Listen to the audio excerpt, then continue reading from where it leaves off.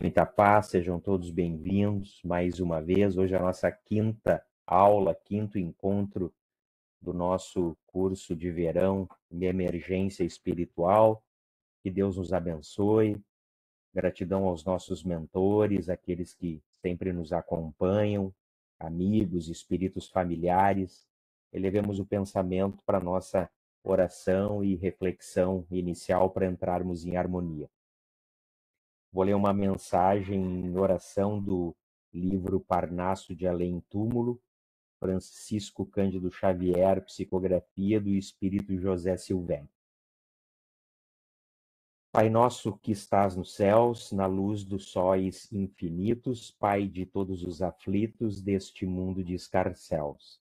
Santificado, Senhor, seja o teu nome sublime, que em todo o universo exprime concórdia, ternura e amor. Venha ao nosso coração o teu reino de bondade, paz e de claridade na estrada da redenção. Cumpra-se o teu mandamento, que não vacila e nem erra, nos céus como em toda a terra, de luta e de sofrimento. Evita-nos todo mal, dá-nos o pão no caminho, feito na luz, no carinho. Perdoa-nos, meu Senhor, os débitos tenebrosos, de passados escabrosos de iniquidade e de dor. Auxilia-nos também nos sentimentos cristãos a amar nossos irmãos que vivem longe do bem. Com a proteção de Jesus, livra a nossa alma do erro sobre o mundo de desterro distante da vossa luz. Que a nossa ideal igreja seja o altar da caridade, onde se faça a vontade do vosso amor, Pai, que assim seja.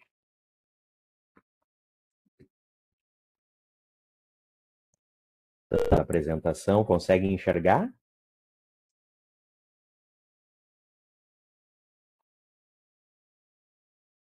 Sim.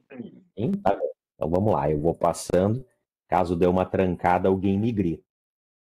Ah, aqui já está errado. A aula é 5. Ok, 15 de fevereiro. A gente vai dar sequência, então, nessa aula 5 ainda, do professor Assagioli, reações que seguem o despertar espiritual. A gente viu a primeira, a segunda e hoje a terceira. Quais são as reações, não é, que seguem o despertar espiritual? Lembram que a semana passada, não é, nós falamos que o despertar interior harmonioso é caracterizado por uma sensação de júbilo e de iluminação mental, que traz consigo uma percepção do sentido e de um propósito de vida, diferente, obviamente, não é? Para melhor, mais elevado. Ela dissipa esse despertar muitas dúvidas, oferece a solução para muitos problemas e fornece uma fonte interior de segurança. Ao mesmo tempo, surge a compreensão de que a vida é una, integração, sentido de ligação entre tudo e todos, e uma chuva de amor flui pelo indivíduo, desperto para os semelhantes e para toda a criação. Isso pode ser um déjà vu, pode ser um samadhi, pode ser uma autoiluminação, pode ser um monte de coisas. E o que explodiu isso, por assim dizer, né? Como que isso acionou, como que isso começou?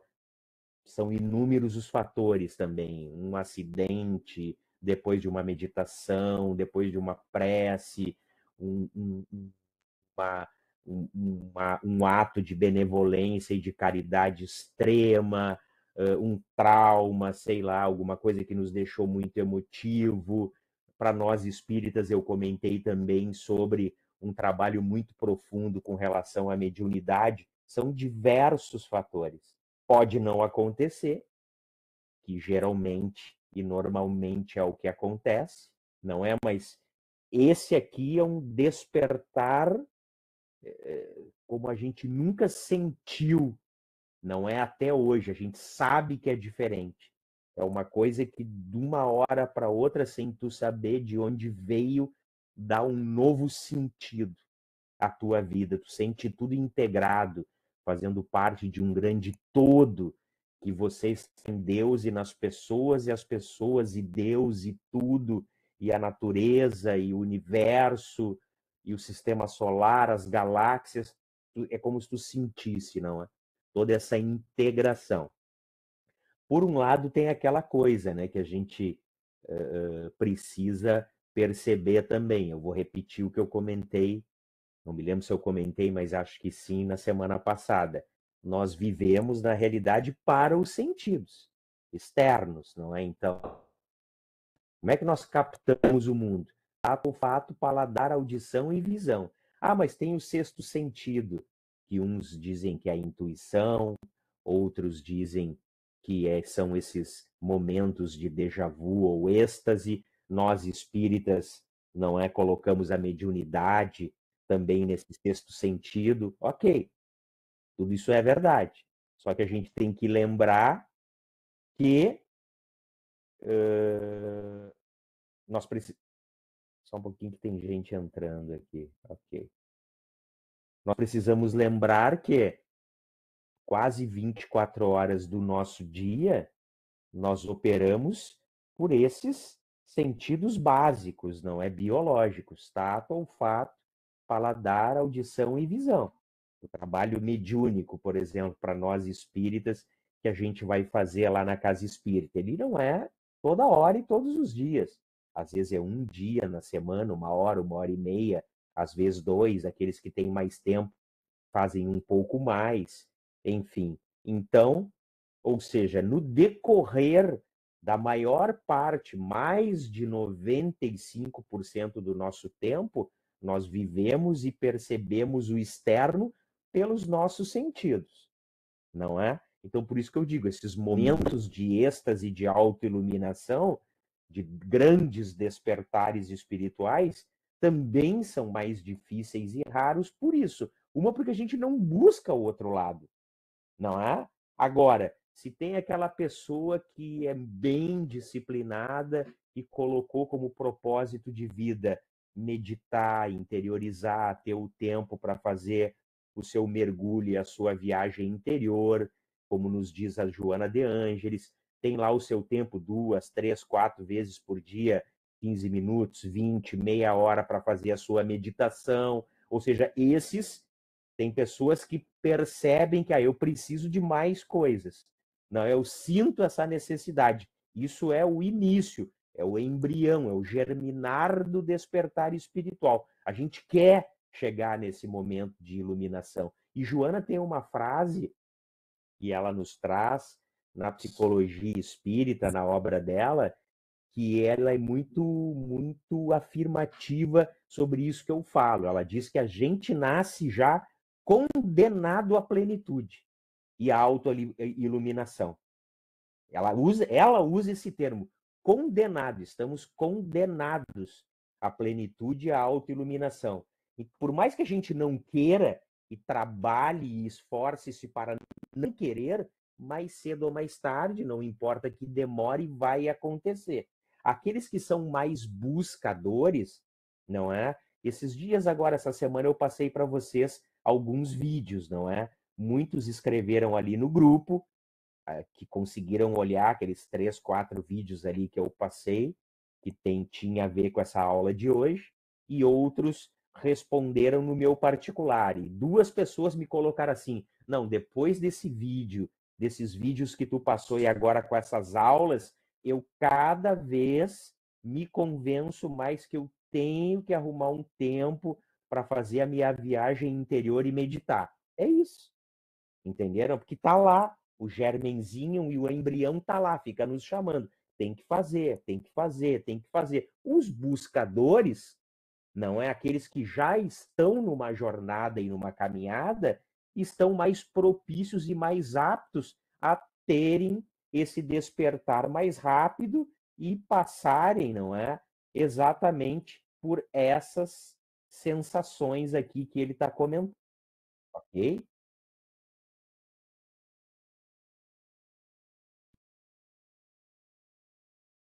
Vamos para o próximo.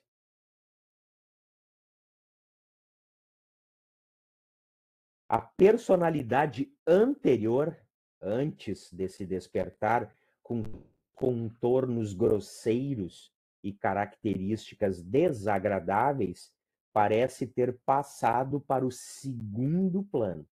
E uma nova pessoa amorosa e adorável e para nós e para o mundo inteiro, ávida por ser gentil, por servir e por compartilhar suas riquezas espirituais recém-adquiridas, cuja abundância lhe parece grande demais para ser contida.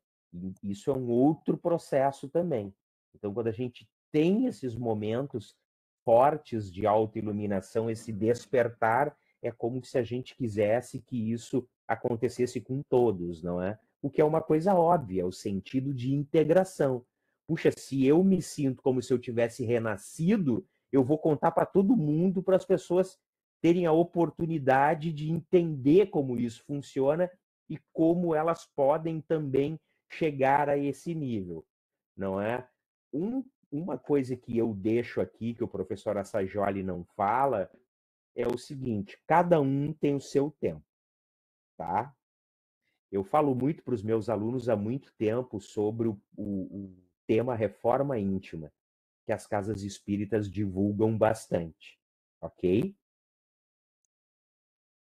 O que acontece com a reforma íntima? Às vezes, a gente vai ali nas aulas do Paulo, ou de uma outra casa espírita, de um outro instrutor, enfim, não é um outro multiplicador, e a gente sente que vai evoluindo, também é um despertar espiritual, não com um déjà vu e um momento de êxtase pleno, mas a gente sente, isso acontece. Eu estou 15 anos dando aula e sei que muitas pessoas, apesar da grande maioria desistir no meio do caminho, aquelas pessoas que mantêm o foco no estudo, são disciplinadas, tentam aplicar ali a doutrina, aquilo que a gente passa na sua vida, elas sentem um crescimento.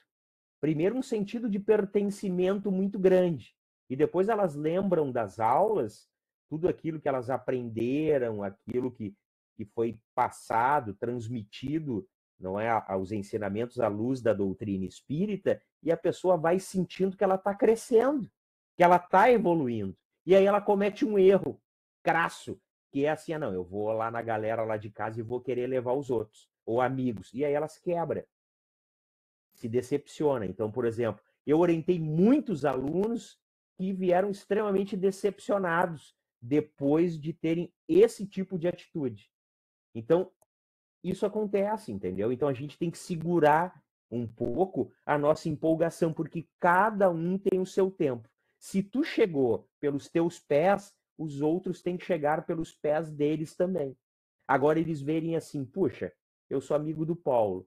O Paulo, ele começou a ir numa coisa lá há um ano e pouco, e ele tá diferente, ele tá um cara melhor, ele tá mais amigo, ele tá mais caridoso, ele tá mais gentil. E o Paulo era um cara intratável, era um cara ogro. O que tá acontecendo lá? Eu não chamei, não fiz nada. Ele se deu conta. E aí ele veio pedir pro Paulo: Paulo, me leva lá, cara, eu quero entender aquele negócio lá que tu tá fazendo, como é que tu deixou de ser ogro e agora tu tá sendo um cara gentil, uma pessoa melhor. Bom, aí, bom, então tá. Então vamos lá, tu quis. A gente tem que servir de exemplo, mas não querer doutrinar ninguém. Mas acontece. Assim como o processo de autocrescimento pelo estudo da doutrina, o que a doutrina chama de reforma íntima, também esse momento despertar espiritual acontece, né? De puxa, né? O que está acontecendo? E mais, não é? Eu sempre digo também que reforma íntima é um processo muito solitário, não é? Vamos pegar, por exemplo, pessoas que a gente convive. Quando a gente começa a fazer, todos nós convivemos com pessoas, né? Tem pessoas que a gente não escolhe conviver, que é a família, e tem pessoas que a gente escolhe se relacionar, que é aquela que a gente casa, ou ter uma união estável, por exemplo, um companheiro ou uma companheira, não importando dividir uma vida, fazendo uma família com filhos ou não, porque dois também é uma família, não é? Nós, às vezes acontece também, esse é outro exemplo, nesse mesmo processo de reforma íntima, mas também no despertar espiritual, quando acontece, que não há mais sintonia vibratória. Tu sente que não tem mais sintonia vibratória com aquela escolha que tu fez lá atrás. E aí tu sente-se no mato sem cachorro. O que eu vou fazer?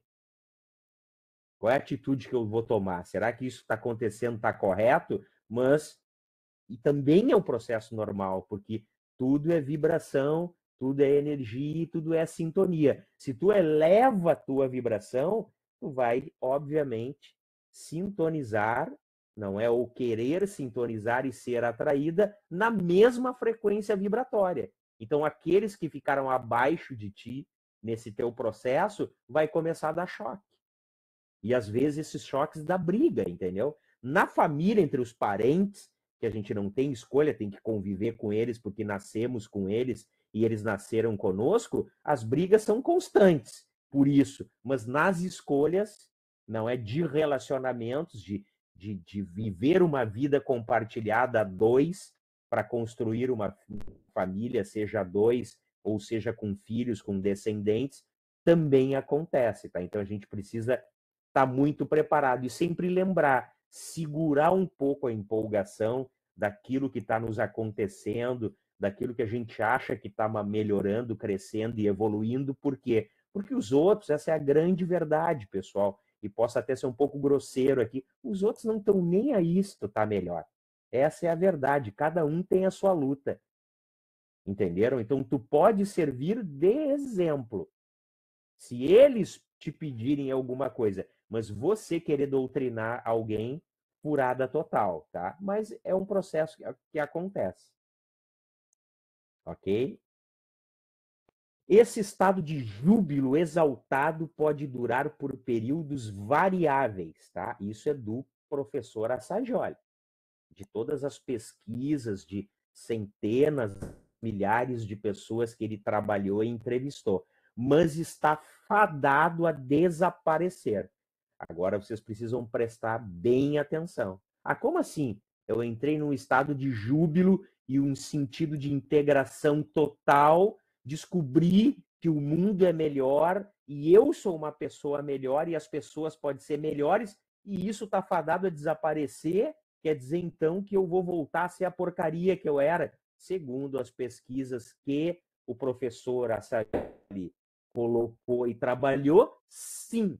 A doutrina espírita nos traz uma nova versão, em que um processo de reforma íntima ele é gradual e constante para a vida toda, e aquilo que você acumulou, você não perde. Então, ensinamentos, conhecimentos, inteligência e a melhoria das nossas qualidades morais, os nossos melhores hábitos, é o nosso patrimônio eterno. É o que a gente leva para outra vida. Aqui, nós estamos passando o que está no livro segundo o que o cientista pesquisou. Ele diz que esses momentos, às vezes vindo do nada, esses momentos de êxtase e autoiluminação de uma hora para outra, eles podem durar diversos tempos e datas, mas está fadado a desaparecer. Está um pouquinho de atenção como isso funciona. Vamos lá. O influxo de luz e de amor é rítmico. Uma das leis do mundo, não é uma das leis universais, não do mundo, uma das leis universais e divina é a lei do ritmo, não é? Como todas as coisas do universo. Isso já vem lá com Hermes Trismegistus, no Caibalion, né? A lei de ritmo. Tudo no universo tem um ritmo, não é? Depois de algum tempo, diminui, ele não dá aqui o tempo exato, vai ser 10 dias. Não, depois de algum tempo, diminui ou cessa, e a maré cheia é seguida pela vazante, ou seja, o esvaziamento da energia. A personalidade, então, foi infundida e transformada, mas essa transformação raramente é permanente ou completa. O mais comum é a reversão de uma ampla parcela de elementos da personalidade envolvidos ao seu caráter anterior, não é? Então, aquilo que vem bruscamente, tá? Eu fazendo uma leitura, eu, Paulo, fazendo uma leitura desse processo, desse estudo do professor Assagioli e dos terapeutas da tese da emergência espiritual, conforme está na obra que a gente vem estudando, à luz da psicologia espírita, não é? Então, assim, aquilo que vem de uma forma inesperada, a tendência é que realmente aconteça isso. Dure um determinado tempo, então há o esvaziamento, não é? E como ele fala aqui, ou seja, é a reversão, não é, para o estado anterior da personalidade. O influxo de energia desaparece. Também, por quê? Porque tudo é energia. Novamente, tudo é vibração e tudo é sintonia. Então, assim, quando a gente tem e quando acontece conosco um tipo de processo desse, o que acontece? Tá aqui, eu estou fazendo uma leitura. Não é o professor Assagioli que falou, eu estou fazendo uma leitura. Como que eu vou manter e ter a mesma vida num processo desse? Se eu levar a minha mesma vida com os mesmos hábitos, correndo atrás da matéria, trabalho, dinheiro, pagar conta, pagar boleto, a tendência é que isso realmente diminua e aconteça o esvaziamento. Por quê? Porque eu sigo no meu foco interior. Agora, há casos também, não é? Mais raros, em que assim a pessoa passa por um processo desse, um sentido de integração, e ela se quer saber, eu vou para um mosteiro, vou virar padre, sacerdote, viver em isolamento casto. Vou fazer uma viagem para a Índia e vou morar lá com os gurus naquelas cavernas e naqueles santuários do Himalaia. Vou aqui, já que foi em Porto Alegre que eu morava, e viver aqui como monge agora, com aquela roupa amarela, orando pela paz no mundo no templo de Três Coroas. E aí o cara mantém um certo processo, ele busca manter esse processo, não é, de autoiluminação, esse processo de déjà vu que ele passou, mudando 100% o foco e o rumo da vida dele. Mas isso é muito raro de acontecer, não é? Muito raro de acontecer. Esses processos muito bruscos, a verdade é essa, a tendência é que isso tenha um esvaziamento. Não é verdade? A gente pode até, e de repente, absorve alguma outra coisa, alguma coisa aqui, outra ali, mas raramente tudo ficará. Ou seja, muito pouca coisa vai ficar, porque eu vou manter, na realidade, eu vou buscar pelos meus atos e pelos meus hábitos atuais, porque aquilo aconteceu num momento, sei lá, quase como se fosse um susto, esse processo, se for esse o exemplo, não é do caso que eu estou citando, e como eu não vou mudar hábito, ou a maioria deles, e não há uma transformação do caráter, dos sentimentos, dos pensamentos e dos hábitos de uma hora para outra, e ninguém vai ser tocado na testa por Jesus, não é? Isso não vai acontecer conosco, meros mortais e espíritos ainda nos primeiros degraus da evolução, eu vou reconectar com as energias e as vibrações anteriores. Então, esse esvaziamento, eu agora concordando com o Dr. Assagioli, é normal. Agora, o processo de autodescobrimento, de autoiluminação, de reforma íntima, conforme a psicologia espírita, ele é um trabalho diário nosso, dia a dia, mês a mês, hora a hora, minuto a minuto e sucessivamente até o fim dessa vida e na próxima. Não é dessa forma, à luz da doutrina espírita, ele é muito melhor. Óbvio, porque a gente vai absorvendo aos poucos, mudando aos poucos, não é? Recebendo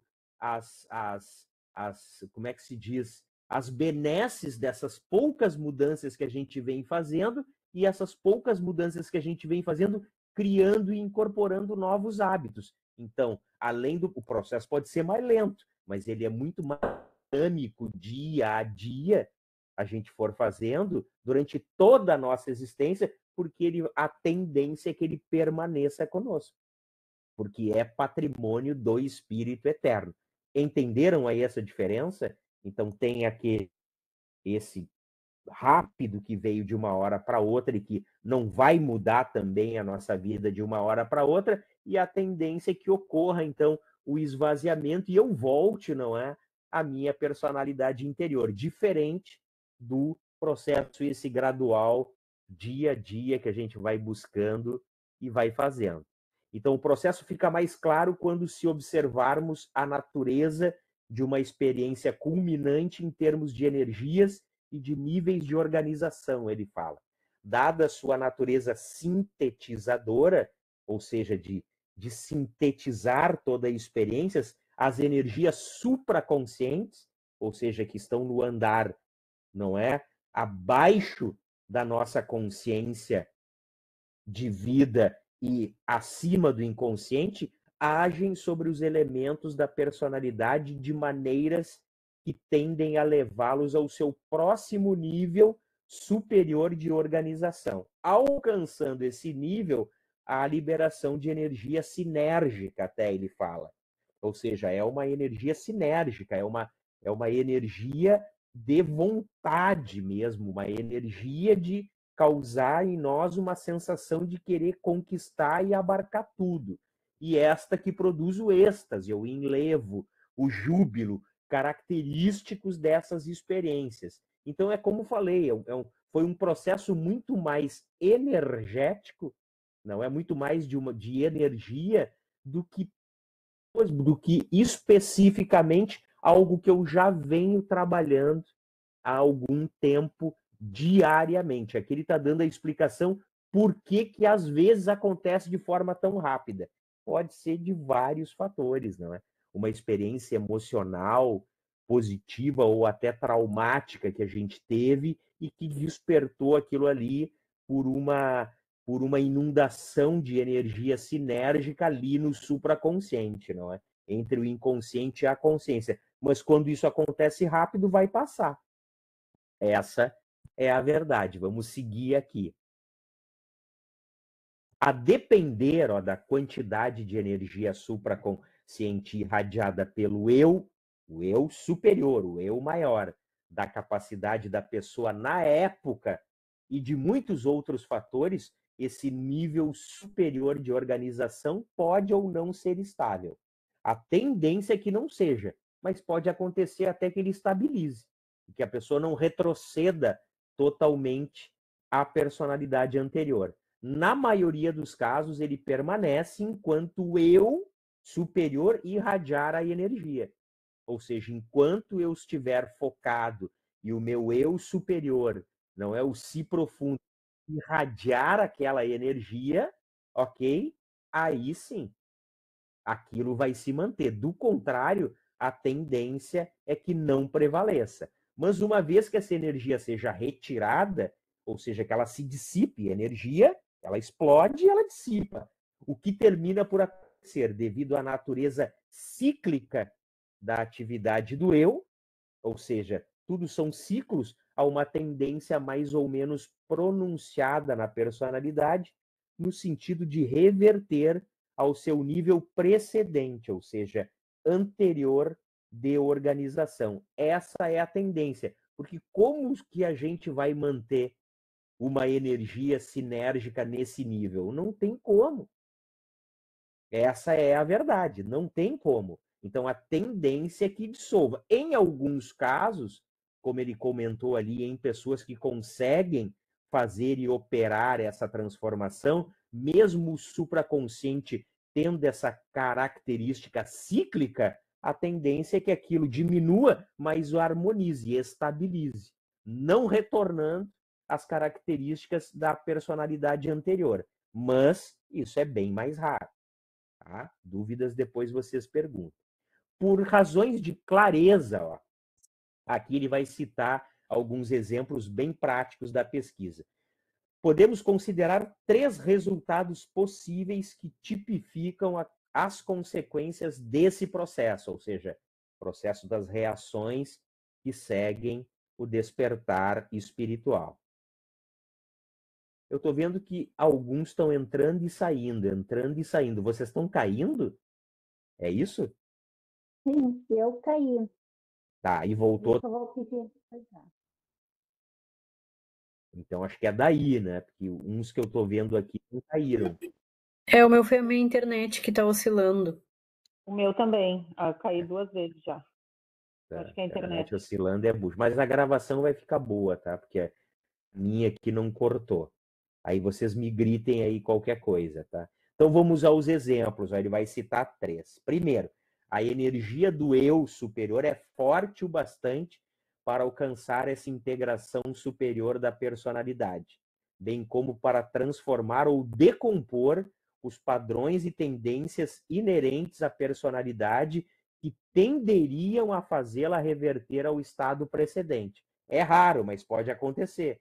É o exemplo esse do cara que conseguiu, da pessoa que conseguiu estabilizar. Então, a energia do eu foi tão forte que ela alcançou essa integração. Ou seja, ela decompõe aqueles padrões em que, se eles permanecessem, nós retornaríamos à base inicial da personalidade anterior. Esse resultado é relativamente raro. É o que fala aqui, ó, relativamente raro. Tá? Então, ele acontece, mas é bem mais raro. Tá? E é ilustrado por casos em que a vida da pessoa é súbita e permanentemente elevada e transformada como decorrência direta e imediata de um despertar espiritual. Então, é o que eu estou dizendo para vocês. Vamos citar o mesmo exemplo lá do cara que foi virar monge, entendeu? Ele foi tão forte e estabilizou tão bem nele aquela energia do eu superior, não decompondo, não é, o processo que retornaria à personalidade anterior, que ele acordou e disse assim, não, essa vida aqui de família, filho, pagar boleto não me serve mais, eu vou para o Himalaia. É mais raro? É, mas acontece. Ele pesquisou alguns casos em que esse tipo de processo aconteceu. Tá? Primeiro. Segundo, a energia transmitida pelo eu é menos intensa. Esse é o padrão mais comum. E ou a personalidade é menos capaz de uma resposta. Ah, mas então eu sou um imbecil, inferiorizado. Não é a característica da pessoa. Nós estamos engatinhando ainda em evolução. Imagine despertar espiritual. Despertar espiritual é uma coisa. Emergência espiritual é a fórceps. Se eu não buscar gradativamente, pode acontecer, e é o que está acontecendo hoje, como nós já vimos, esse processo vira fórceps. Não é parto normal, é uma cesariana. É por cirurgia. E precisa de anestesia, tem ponto, tem corte, dói. E nem sempre a gente está preparado. Na maioria das vezes, não estamos preparados. Então, o eu, não, essa energia é menos intensa e menos capaz de uma resposta. Razão porque, embora se atinja um nível superior de organização, apenas algumas das tendências e padrões regressivos anteriores da personalidade passam por uma transformação total, sendo a maioria deles tão somente neutralizados temporariamente, ó, pela presença de energias superiores. Eles são como hábitos, né? Então, alguns hábitos eu sinto que eu não tenho mais necessidade de manter, mas isso vai ser temporário. E outros eu sigo mantendo. Não é um processo completo. Eu sinto que mudou alguma coisa, mas eu ainda não entendi muito bem o que está acontecendo. Tá? Então, eles são neutralizados temporariamente pela presença dessas energias superiores enquanto elas estiverem ali, no supraconsciente. Quando a luzinha da lâmpada apagar e a energia dissipar, volta tudo ao normal. Por isso, a integração superior alcançada pela personalidade só se mantém enquanto a energia do eu estiver sendo transmitida do modo ativo. Então, acendeu lá a lâmpada, a fórceps, independente do motivo, no supraconsciente da energia espiritual, da emergência espiritual. Eu sinto essa sinergia, essa energia. Coisas estão mudando, erupções e tempestades estão acontecendo dentro de mim, na minha emoção, na minha vida, nos meus pensamentos e no meu corpo. Isso só vai se manter enquanto essa lâmpada está acesa. Se ela for perdendo potência, e perdendo energia ou eletricidade, tudo volta ao padrão anterior. Então, quando essa energia é retirada, a personalidade reverte ao estado precedente. Reverte o quê? 100% ao que era antes. Ah, mas era tão bom aquilo que eu passei na semana passada. Meu Deus, eu quero que aconteça de novo. Ah, pois é. Então agora tu tem que buscar com novos métodos. Aquela forma de acidente é muito raro que aconteça novamente, mas permanece, e isso costuma ser a parte mais útil da experiência, ó, um modelo ideal e um sentido de direção que a pessoa pode usar para completar a transformação por meio dos seus próprios métodos intencionais. Eu fico com a lembrança daquela sensação. E foi maravilhoso. Por mais que eu tenha captado e permanecido naquele processo de sinergia do supraconsciente muito rápido. Então, assim, puxa, eu quero aquilo ali de novo. Então, agora, então, qual é a tendência? Que eu passe a ser um buscador. Como é que eu consigo aquilo de novo? Eu tenho que ir numa casa espírita, eu tenho que ir numa macumba, eu tenho que ir num guru, eu tenho que comprar determinada obra, tenho que comprar um determinado livro, eu tenho que fazer um trabalho, eu tenho que ir para a Índia, ou seja, plantou a semente, entendeu? Esse é o lado positivo do processo.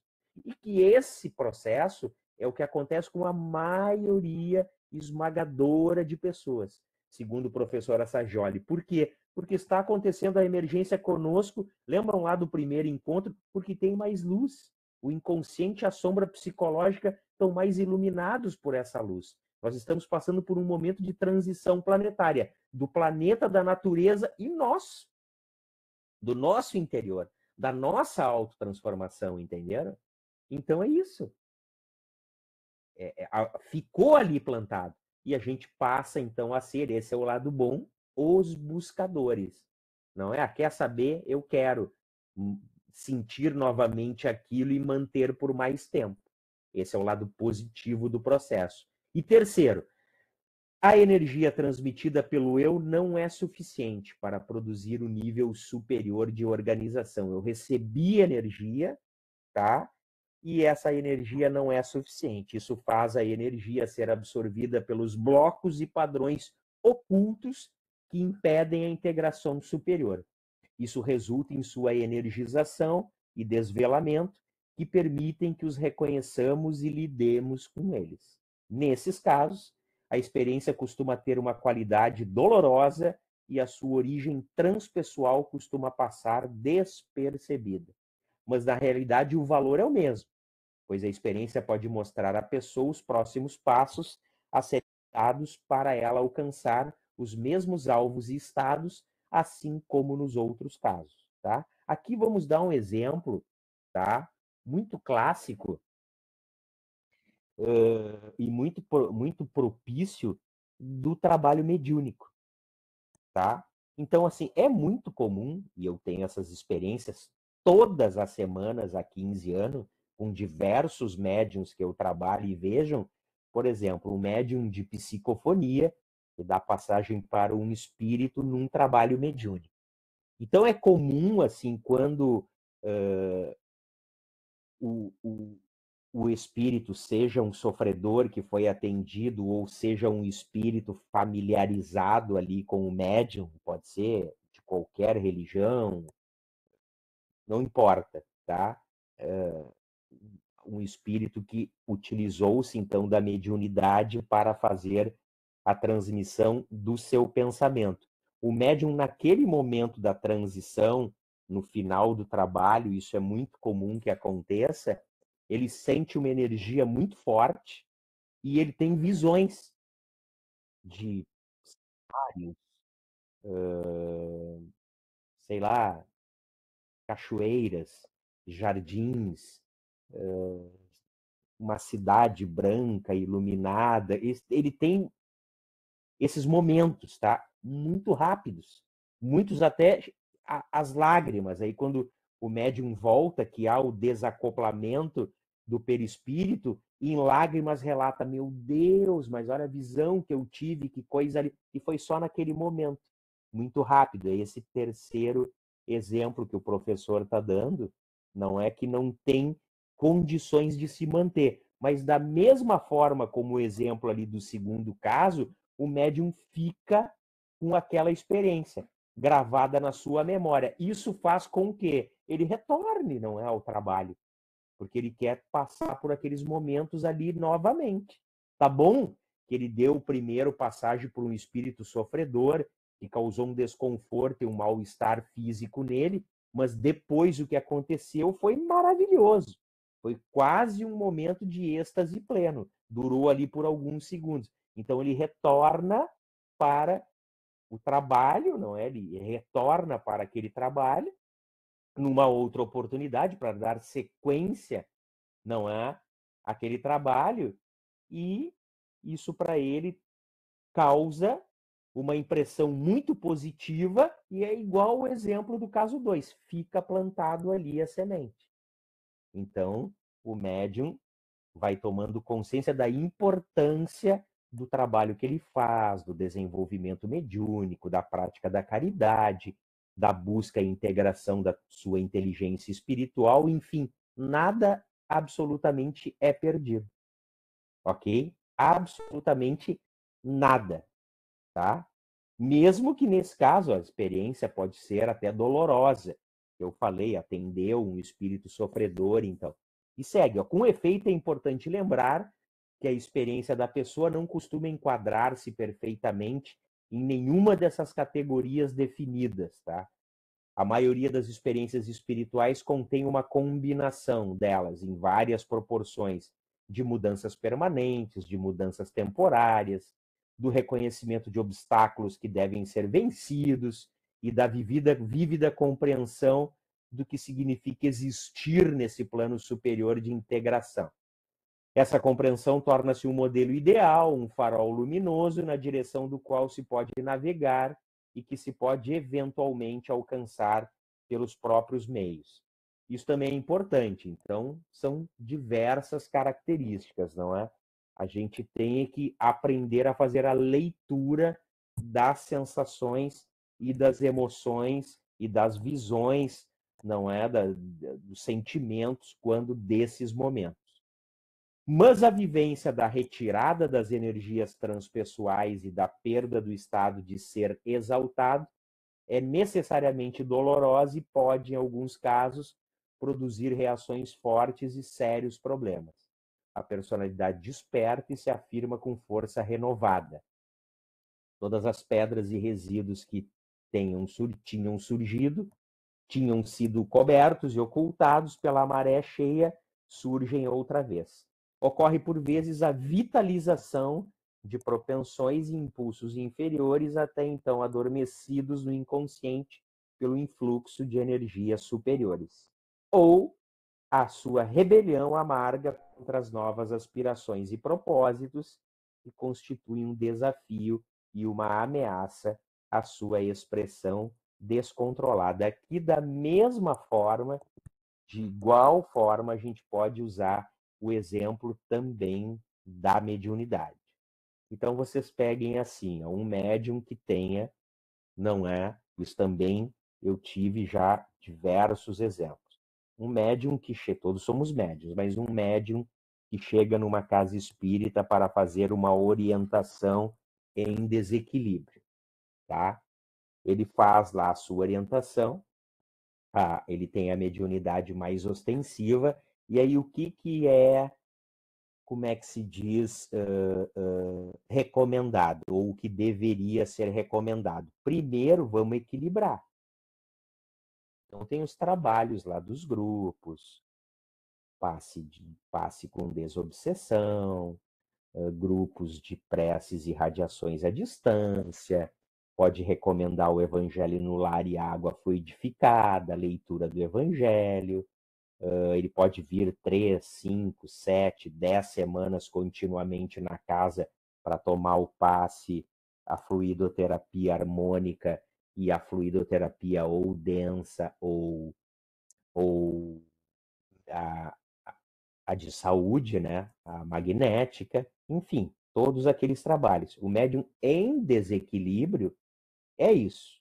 E em contrapartida também, não é? Se ele não está fazendo algum tratamento psicológico e psiquiátrico e está em desequilíbrio, e a mediunidade ostensiva em desequilíbrio desequilibra o psicológico, então pode estar com a química cerebral, os hormônios cerebrais completamente alterados e precisa consultar um terapeuta, um psiquiatra, tomar um antidepressivo, um ansiolítico, enfim, fazer um tratamento. Tá? Essa é o processo, tá? É o pacote do processo. Aí depois do remédio, da terapia, da ida na casa e tal, olha, agora ele volta na orientação. Olha, agora vamos tratar e cuidar dessa mediunidade ostensiva.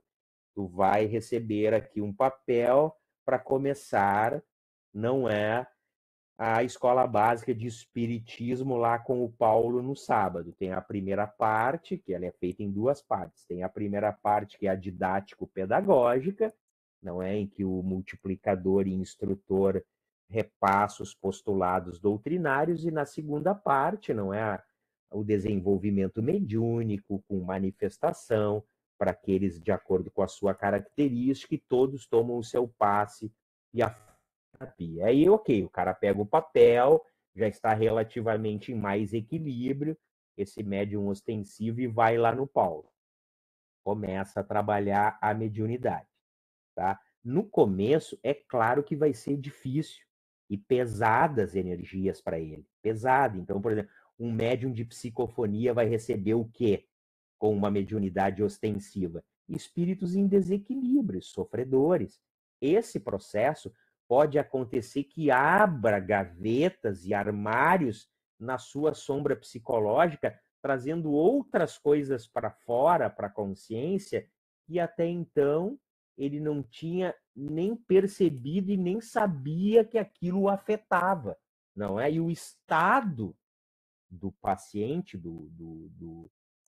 desse postulante à mediunidade, não é? Pode até piorar. E às vezes piora. É o que acontece. Mas por quê? Porque é o começo. Não é? Abre, mediunidade vai mexer com as portas supraconscientes e do inconsciente. E ali vai sair material.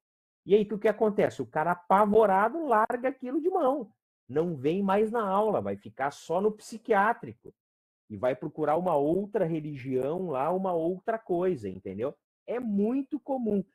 O que a gente fala? Tem que perseverar, e passar, agora tem que fazer as preces, manter vindo na casa, não é fazendo o passe denso, o passe magnético, a fluidoterapia vai continuar fazendo a cada aula, a cada sábado, a cada semana, gradativamente, esse processo mediúnico vai equilibrando. Não é de uma hora para outra, mas nem todos conseguem. Então, esse é o melhor exemplo, utilizando a doutrina espírita, desse fator aqui, ó.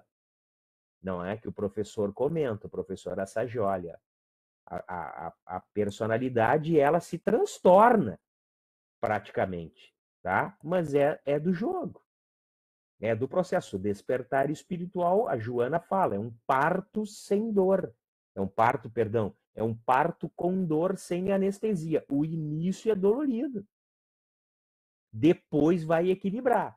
A pessoa cuja consciência moral está agora mais aperfeiçoada e exige, cuja ânsia de perfeição tornou-se mais intensa, julga com maior severidade e condena a própria personalidade com renovada veemência, ou seja, ele vai derrubando a sua própria autoestima. Ele próprio vai se autocondenando, porque está em desequilíbrio novamente. Ela pode alimentar a crença errônea de que se tornou ainda menos do que aquilo que era. Olha aí, às vezes a reação da personalidade se intensifica a tal ponto que leva o indivíduo a negar de fato o valor e até a realidade de sua experiência recente. Surgem na mente dúvidas, críticas, e ele é tentado a encarar a coisa toda como uma ilusão, uma fantasia ou uma intoxicação emocional, um delírio, um surto psicótico. Torna-se amargo, sarcástico, ridiculariza-se aos outros, aqui é aquele que se revolta, e até vira as costas aos seus ideais e aspirações superiores. Contudo, por mais que tente, não pode retornar ao seu antigo estado. Ele teve a visão e a beleza e o poder de atração dela permanecem com ele, apesar de seus esforços para suprimi-los. Aqui o mesmo caso espírita e da mediunidade ostensiva. Ela vai continuar lá. A mediunidade ostensiva também é um processo de emergência espiritual. É um grande processo de emergência espiritual. Toda a mediunidade, ela vai continuar lá, tu querendo ou não, tu tentando equilibrar ou não, tu sofrendo ou não, tu te revoltando ou não. A verdade é essa. Ele não pode aceitar a vida cotidiana como antes, nem satisfazer-se como ela, porque não vai fazer mais sentido psicologicamente. Essa é que é a verdade. Nós estamos sendo chamados para novas lutas, para novos confrontos, para novos empreendimentos. É assaltado por uma saudade do divino que não o deixa em paz. Ó. Saudade do divino aqui, leia-se equilíbrio, não é? Então, quando a gente fala divino, Deus, equilíbrio, paz, não é? Amor, plenitude. Em casos extremos, a reação pode ser tão intensa que se torna patológica, psicótica, produzindo um estado de depressão e até de desespero com impulsos suicidas. Então, quantos se matam, né, por desequilíbrio psicológico? A imensa maioria. Essa condição muito se assemelha com a depressão psicótica, não é? O transtorno psicótico depressivo, maníaco depressivo, antes denominada na antiguidade, não é? Melancolia, caracterizada por um agudo sentido de indignidade, uma autodepreciação e uma autoacusação sistemáticas que podem ficar vívidas a ponto de gerarem o delírio de que se está no inferno condenado por todo sempre. Aqui a pessoa vive o seu próprio terror existencial. E há também uma forte e dolorosa sensação de incompetência intelectual. Aqui a frustração, a baixa autoestima, a autodepreciação, a paralisia da força de vontade, acompanhada por indecisão e incapacidade de agir. Ou seja, não a incapacidade própria, verdadeira, a autoideia dessa incapacidade, que é uma crença limitante. Mas, no caso de quem teve um despertar interior ou alguma realização espiritual, esses distúrbios não devem ser considerados uma mera condição patológica. Tem causas distintas, muito mais profundas, como indicaram Platão e São João da Cruz, com analogias semelhantes. Aqui eu peguei os exemplos do professor Assagioli, tá? Platão, na famosa alegoria contida no livro 7 da República, compara o homem não iluminado com prisioneiros numa caverna. No início, quando algum deles desperta, se liberta e é subitamente compelido a levantar-se e olhar em torno. Caminhando na direção da luz, sobrevêm-lhe agudas dores. Vivia no escuro e ele viu a luz.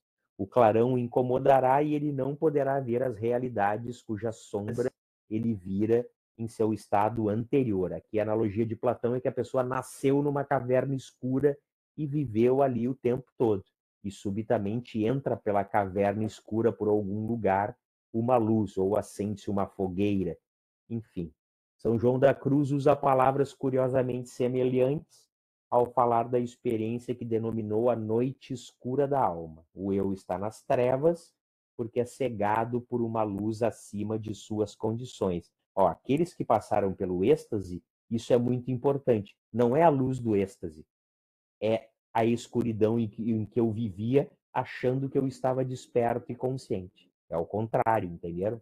Tal como os olhos enfraquecidos e toldados padecem quando a clara luz os atinge, assim também o espírito, em razão de sua impureza, sofre inexcedíveis dores quando a luz divina brilha de fato sobre ele.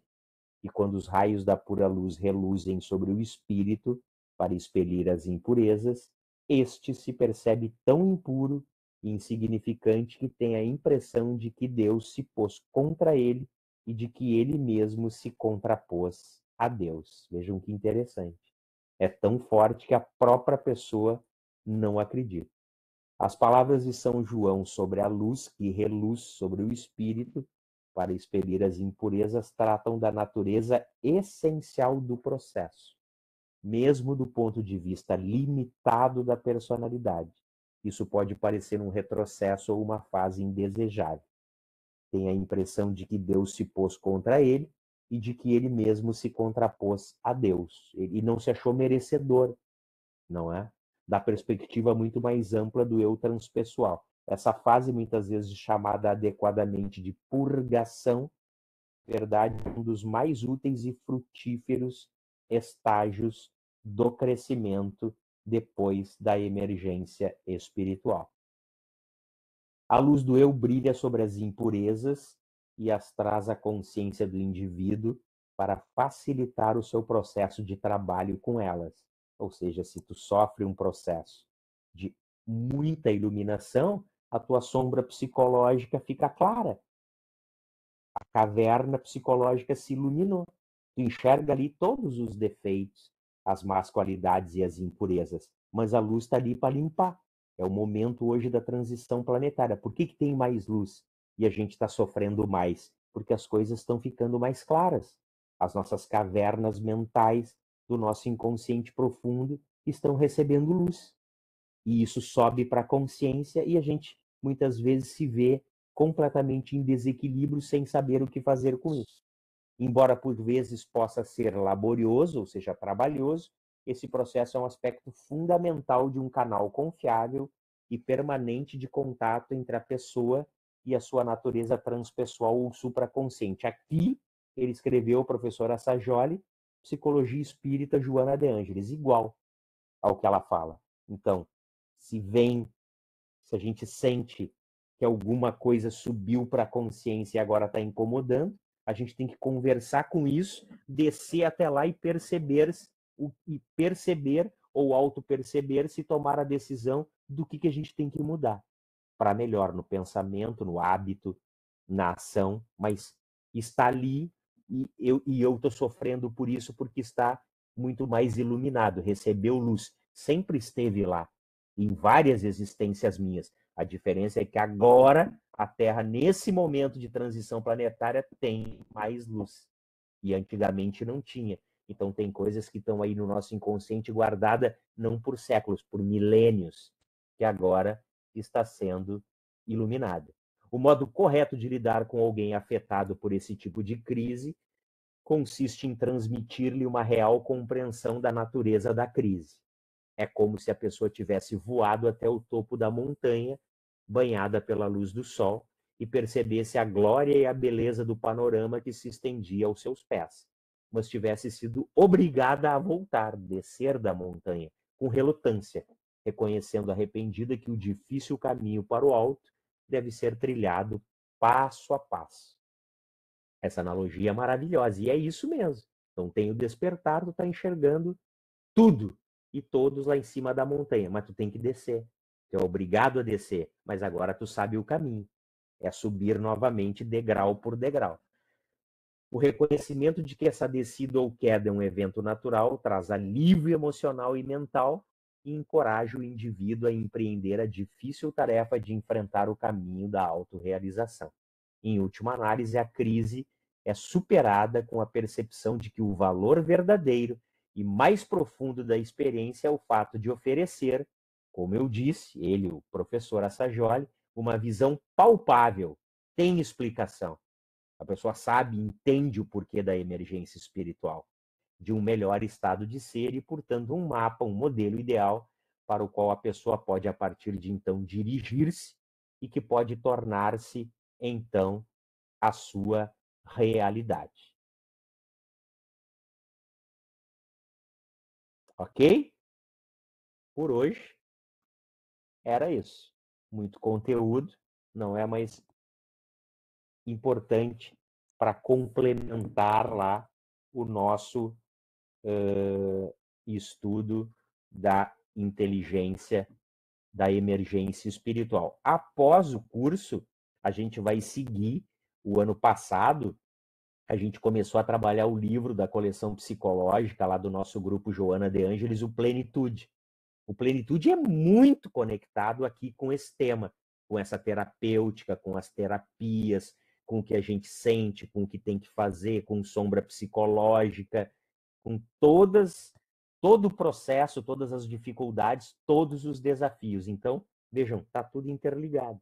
Sendo espírita ou não espírita, não importa, o caminho é o mesmo.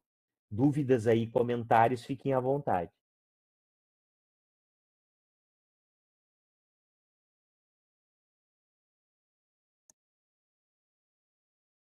Ninguém? Oi, Paulo, tá ouvindo? Oi, pode falar. Eu Estou ouvindo. eu não tô te vendo mais e não consigo aparecer, não sei, caiu tudo aqui. Tá bem.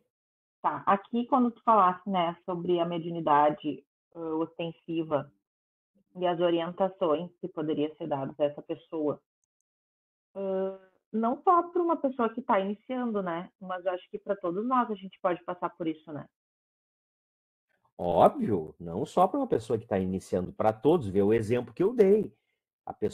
O exemplo que eu dei é o seguinte: alguém com uma mediunidade ostensiva em desequilíbrio e causando desequilíbrio, e disseram para ela: olha, vai lá na casa espírita e faz uma orientação que é mediunidade. Ela foi, como um socorro, entendeu? E a orientação é padrão, ela tem que ser a mesma. E por que eu dei ali bem detalhado cada coisa passo a passo?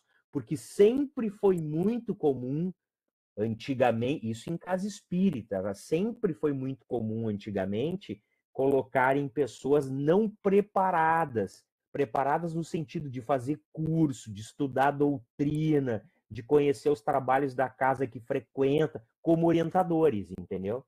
Aí chegava lá, isso aconteceu com familiares meus, tá? Chegava lá a pessoa de unidade ostensiva em desequilíbrio, que tu, não, tu vai lá pro grupo trabalhar, tem que pegar e trabalhar. Óbvio que ia dar errado, né? Como deu errado. A pessoa fica pior, que nem diz o ditado aquele, é pior a emenda que o soneto. Então a orientação é exatamente assim, é igual para todos. Eu passei por um momento, um tempo atrás, e agora eu acho que se encaixou bastante, assim, isso, né? Eu estava, assim, bem desequilibrada e eu já tive diagnósticos, né? Eu já tive depressão na minha Sim, adolescência, então, crise de ansiedade, depois de uns anos, né? Uns 6, 7 anos atrás. Então, já tem um histórico, assim.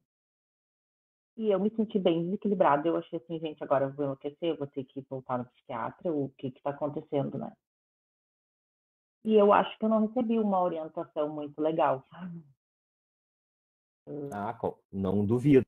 Tem muitos que não recebem, não duvido. E agora tu falando assim, eu tô conseguindo encaixar e até se acontecer de novo ou com alguma pessoa, né? Porque parece que olharam assim, mas tu é médium, então vai trabalhar que passa, sabe? Isso é uma tragédia. É, eu não me senti acolhida, eu fiquei bem chateada porque eu não estava entendendo o que estava acontecendo, né? O que que é, afinal? Uma coisa ou é outra, né? Então, eu acho que isso fica bem. É muito difícil. Isso aí é uma É um tragédia ensinamento, existencial. É isso é uma um tragédia ensinamento, existencial. sim. É. Pode E falar. agora, não, agora tudo está fazendo sentido, assim.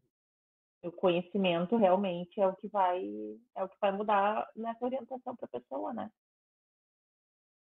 Muda muita coisa. E assim, ó, tu disse que ficou chateada, até. Graças a Deus tu só ficou chateada, não desistiu. Infelizmente, num grande número de pessoas, elas só não ficam chateadas. Elas se revoltam e vão embora. Tá? Esse é um grave problema, tá? Que a doutrina espírita ainda enfrenta, de pessoas e orientadores despreparados. Divaldo fala isso em muitas palestras. Então, o orientador, não é? Ele tem que ser, na concepção do termo, a pessoa mais bem preparada de uma casa espírita. Primeiro que ele vai acolher, ele vai Não, ser eu o acho primeiro. A assim, primeira coisa é o acolhimento. exatamente. E é bem isso da emergência. Eu cheguei lá precisando conversar, né, com alguém. Eu precisava entender aquilo ali. E eu falei, e eu me senti ridícula quando eu botei, né, botei para fora e falei tudo. Eu fiquei para tomar um passe individual eu vi que as pessoas não gostaram muito que eu fiquei para tomar um passo individual para ver se eu conseguia me reequilibrar. E fui embora, claro, vai embora. Nem vai pro seu grupo, vai embora. E eu fui embora. Mas assim, eu fui embora naquilo. Infelizmente. Imagina se é uma pessoa chegando né, no lugar assim e tá A totalmente. primeira Aí vão vez, jogar sim. isso, aí vão jogar ela num grupo Sim. e vai trabalhar, né? Vai pra escolinha, vai não sei o quê. Acontecia muito, acontecia muito, Eu passei acontecia também por muito. E isso, dá né? Então errado, eu acho que por isso que eu não desisti, entendeu? Dessa vez. e dá errado. Mas assim, o teu caso não é o comum. O comum é a pessoa largar, entendeu? Comum é a pessoa largar. Agora, eu faço também, como é que se diz? Não é uma defesa, mas a meia-culpa do orientador. O problema é quem botou ele ali. Sim, sim. E aí volta, né? Emergência espiritual. Gente, é, é essencial, tem que ter isso. Uma boa orientação, claro, mas Sim, e é um pacote completamente. completo, né? Ele tem que deixar tu falar, ele tem que captar tudo ali que tu tá precisando, até médico ele tem que perguntar se tu já tá consultando. Então, Uhum. se a pessoa com mediunidade ostensiva muito em desequilíbrio, primeiro, o filho, tu já foi no psiquiatra? Não. Então, primeiro tu vai lá e aí depois tu volta aqui. Primeira coisa, acolhe, recebe, toma o passe, não tem problema nenhum. Olha, nós nos vemos a semana que vem, mas tu vai no psiquiatra e vai me trazer o que tu teve de diagnóstico, qual é a terapia, se tu vai ter que tomar alguma coisa ou não. Depois ele faz o encaminhamento do trabalho. Quando equilibrou a parte da química cerebral e equilibrou a parte da energia pelos passes, que pode ser 3, 4, 5, 10 semanas, aí sim, ou seja, a pessoa parcialmente relativamente equilibrada nas duas partes, na física e na espiritual, olha, agora tu vai trabalhar a tua mediunidade ostensiva. Vou te indicar lá para a Escola Básica de Espiritismo, um grupo de evolução, um grupo de renovação, enfim. Entendeu? Então, tem que ser assim.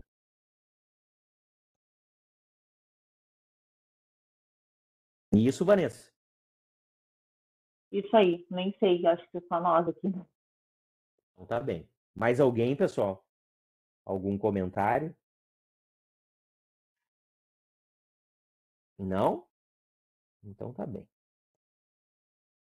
Então, elevamos o nosso pensamento em gratidão a Jesus, aos nossos mentores, guias, protetores, todos os nossos amigos espirituais.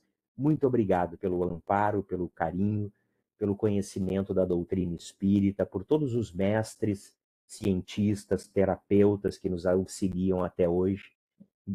Gratidão também a Deus imensa pelo processo de emergência espiritual que todos passamos e muitos, como foi o exemplo agora da colega, já desde criança, passando por dificuldades emocionais. Isso já é, com certeza, desde muito cedo, um processo de emergência espiritual. Obrigado, acima de tudo, a Deus por estarmos nesse momento.